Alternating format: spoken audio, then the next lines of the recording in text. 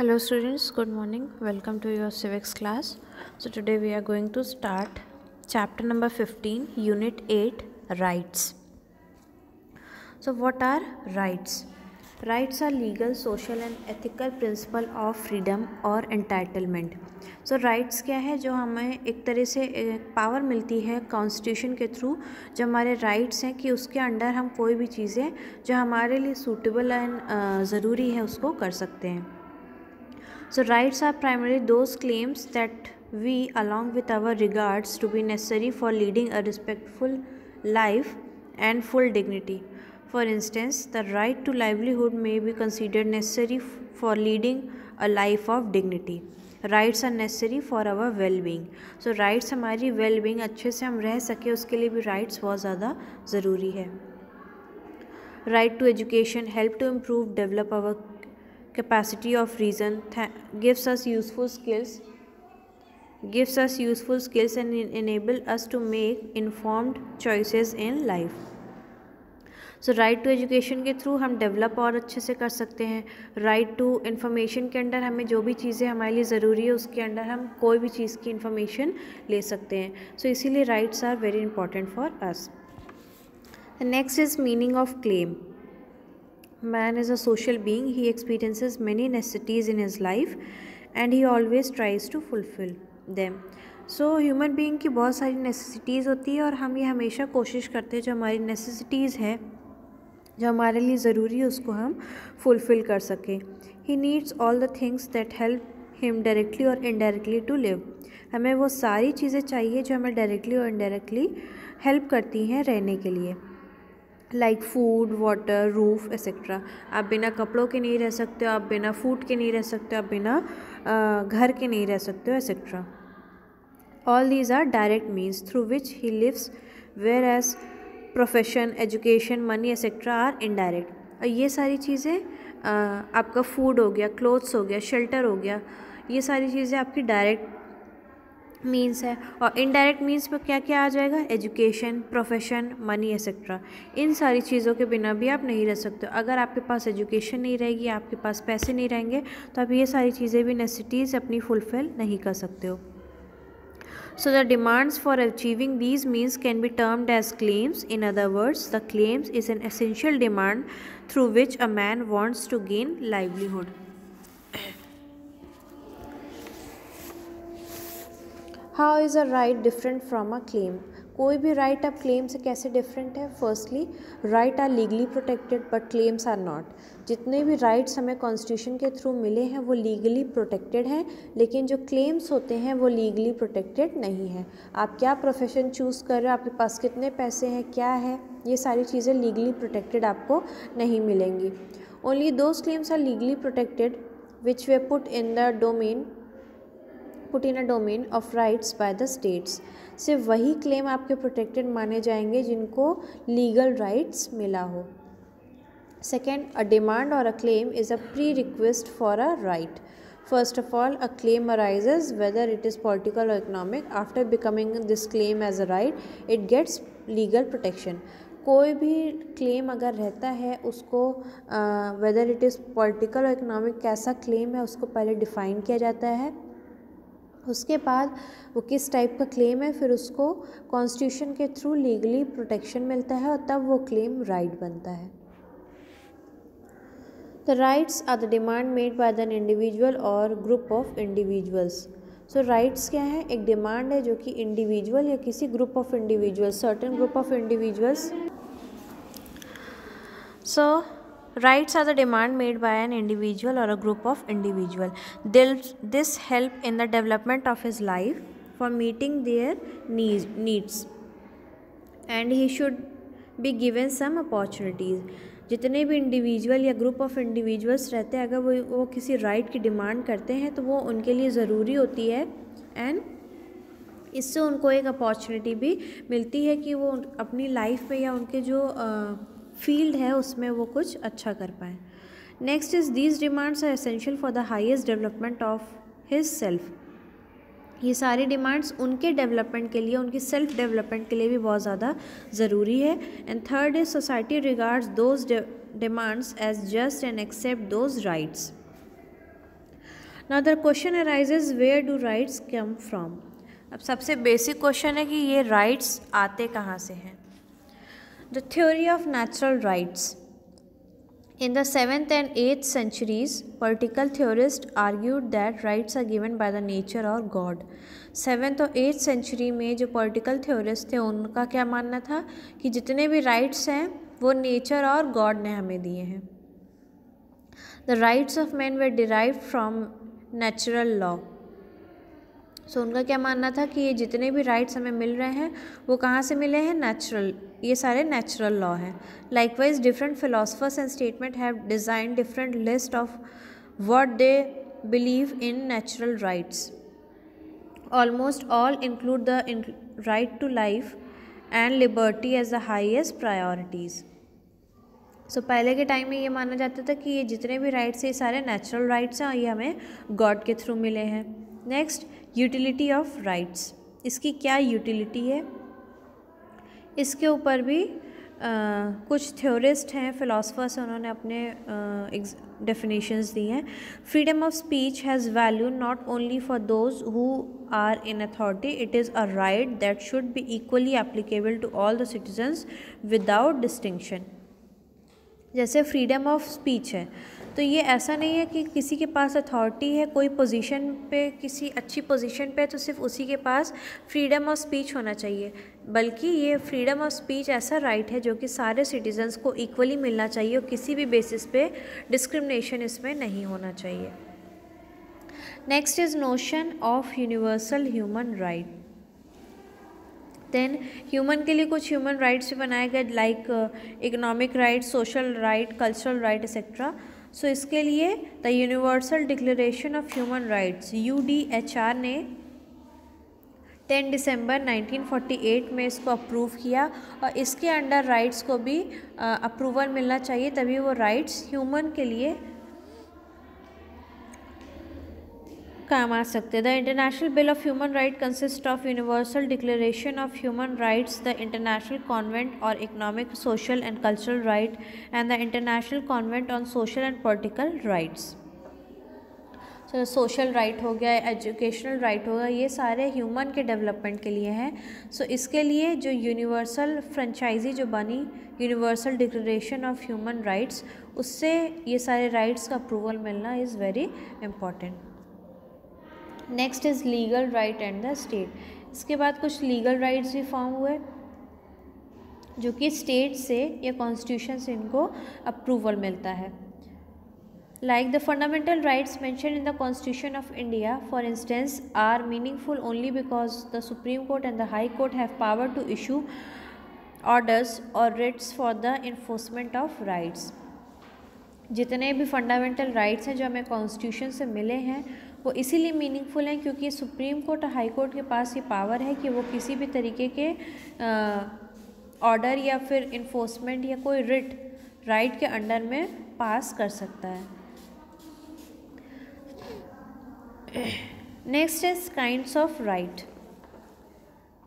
The rights are broadly be classified into following heads. First is social and economic rights. Social rights कौन से हो जाएंगे, personal right. Personal right जो self development के लिए जो राइट्स यूज़ हो सकते हैं वो सोशल पर्सनल राइट्स हो जाएंगे। Like first is right to self protection, second is right to get justice, right to get freedom movement, right to freedom of speech, right to organisation, right freedom of the press. कोई भी individual अपनी self protection के लिए rights को use कर सकता है, उसको जस्टिस मिल सके इसके लिए भी वो राइट्स का हेल्प ले सकता है। उसके पास फ्रीडम ऑफ मूवमेंट होना चाहिए कि वो कहीं भी जा सकता है, फ्रीली मूव कर सकता है इन अ कंट्री। उसके पास फ्रीडम ऑफ स्पीच होनी चाहिए कि वो किसी भी तरीके की स्पीच, अपने एक्सप्रेशन को, अपने थॉट्स को फेयरफुली विदाउट फियर किसी के भी सामने एक्सप्रेस कर सकता है। राइट टू ऑर्गेनाइजेशन, वो कोई भी ऑर्गेनाइजेशन को फॉर्म कर सकता है या किसी भी ऑर्गेनाइजेशन के साथ में जुड़ सकता है। एंड फ्रीडम ऑफ प्रेस, वो अपने थॉट्स को या किसी भी एक्सप्रेशन को न्यूज़पेपर, मीडिया या रेडियो के थ्रू पे एक्सप्रेस कर सकता है या फिर उनको फॉलो कर सकता है। Next is religious rights. Religious rights क्या होंगे? राइट टू रिलीजियस फेथ, आप किसी भी रिलीजन पे फेथ कर सकते हो। राइट टू वर्कशिप, आप किसी भी गॉड की वर्कशिप कर सकते हो। And right to preach religion, आप अपने रिलीजन के बारे में जैसे आप देखते हो कि न्यूज़ चैनल वगैरह पे जितने भी भक्ति चैनल्स वगैरह रहते हैं, तो उसमें जो प्रीचर्स होते हैं, जो सेंट्स होते हैं, वो अपने अपने रिलीजन के बारे में बताते हैं लोगों को। सो आपके पास ये राइट है कि आप अपने रिलीजन को प्रीच कर सकते हो, लोगों तक बता सकते हो, उसके इम्पोर्टेंस को बता सकते हो, लेकिन किसी को आप फोर्स नहीं कर सकते हो, किसी को आप बाउंड नहीं कर सकते हो कि आपको ये पर्टिकुलर रिलीजन ही फॉलो करना है, आप अदर रिलीजन फॉलो नहीं कर सकते हैं। सो आप किसी भी गॉड की वर्कशिप कर सकते हो, इसमें आपको कोई भी रोक नहीं सकता है कि आप इस पर्टिकुलर गॉड की पूजा मत करिए या इस गॉड की वर्शिप करिए। ये आपका राइट है कि आप किसको पूजा करना चाहते हो या किसके ऊपर, किस रिलीजन पे आप फेथ रखना चाहते हो। अगर आप हिंदू हो तो आप क्रिश्चियन चर्च भी जा सकते हो, अगर आप क्रिश्चियन हो तो आप हिंदू टेम्पल्स भी जा सकते हो। इस पे किसी का भी राइट नहीं है कि वो आपको रोक पाए। और आप किसी भी रिलीजन की प्रीचिंग भी कर सकते हो like saints and all, but आप किसी को फोर्स नहीं कर सकते हो। Next is cultural right. इसमें क्या आ जाएगा? Right to get education. Small childrens को up to 14 years basic educations मिलनी चाहिए। And second is right to form cultural association. Cultural association भी फॉर्म आप कर सकते हो। Fourth is economic right. Economic right के अंडर में क्या आ जाएगा? Right to livelihood. आप अपने तरीके से अपनी लाइफ को जी सकते हो, ऑक्यूपेशन अर्न कर सकते हो। राइट टू चूज़ वोकेशन, आपकी जितनी कैपेबिलिटी है, जो जॉब आपको सूट कर सकती है वो आप जॉब कर सकते हो। ऐसा नहीं है कि अगर आप सपोज़ डॉक्टर बनना चाहते हो, आपकी कैपेबिलिटी है कि आप बन सकते हो, लेकिन अगर आपको कोई फोर्स करे कि नहीं आप डॉक्टर नहीं, आप ये चीज़ें ट्राई करो, या कोई लीगली आपको फोर्स या बाउंड नहीं कर सकता है किसी भी चीज़ के लिए। ये फुल्ली आपका डिसीजन है कि आप अपनी कैपेसिटी के अकॉर्डिंग, आपकी सूटेबिलिटी के अकॉर्डिंग कौन सी जॉब या कौन सी एजुकेशन और फील्ड चूज़ कर रहे हो। Next is right to property and fourth is right to minimum economic standard. आप इतना अर्न कर सको कि आप अपनी बेसिक नेसेसिटीज़ फुलफ़िल कर सकते हो, ये आपका राइट है। Next is political and civil rights. Political rights के अंडर में क्या आ जाएगा? राइट टू वोट, आपके पास राइट टू वोट हो जाए।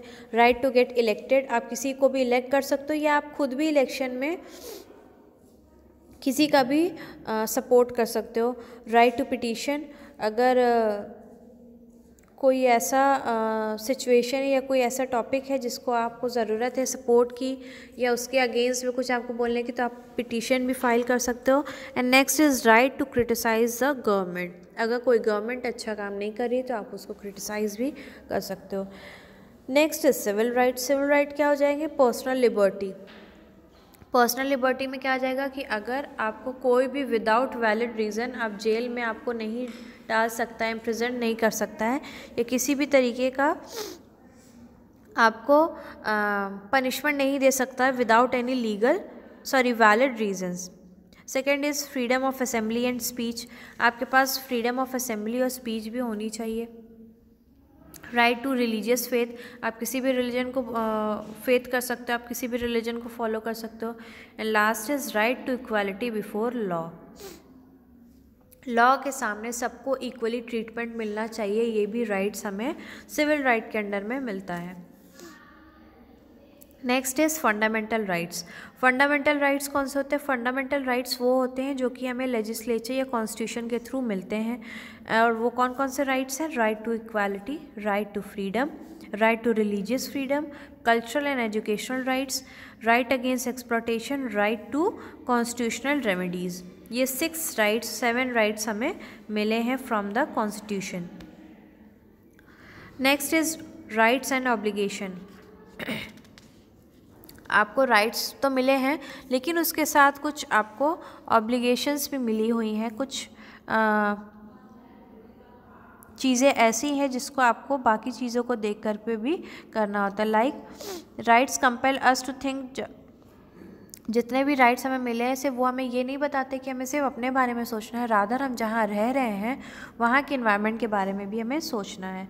हम ऐसा कोई काम ना करें जिसकी वजह से हमारे इन्वायरमेंट को और किसी भी तरीके का नुकसान हो, लाइक ओजोन लेयर का प्रोटेक्शन हो सके, वाटर पोल्यूशन ना हो पाए, ज़्यादा एयर पोल्यूशन ना हो पाए, ज़्यादा से ज़्यादा हम ट्री प्लांट करें, फॉरेस्ट को कटने ना दें, इकोलॉजिकल बैलेंस को मेंटेन करके रखें।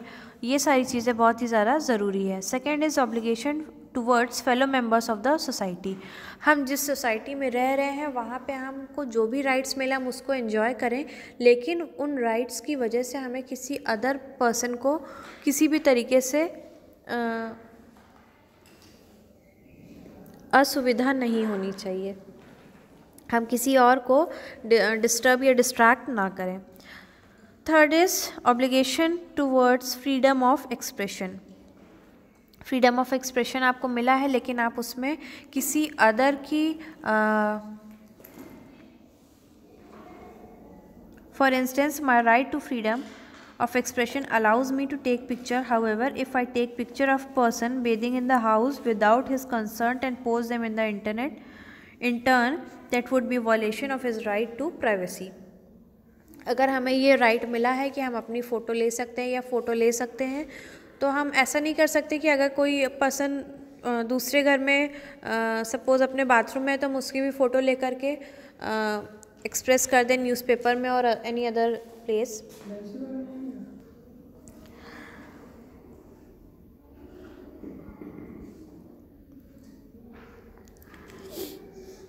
सो इसका मतलब ये नहीं कि हम किसी की भी फ़ोटोज़ या कुछ किसी भी प्राइवेट चीज़ों को लेकर के पब्लिकली शो कर सकें या एक्सप्रेस कर सकें। सो इसका मतलब क्या हो जाएगा कि जो उन्हें राइट टू प्राइवेसी मिली हुई है उसको हम वॉयलेट कर रहे हैं। सो जितने भी राइट्स हमें मिले हैं उनका हमें यूज़ तो करना चाहिए, बट ऐसे तरीके से नहीं कि जिससे हमारी सोसाइटी को, हमारे एनवायरनमेंट को या हमारे नेबर्स को किसी भी तरीके से प्रॉब्लम फेस करनी पड़े।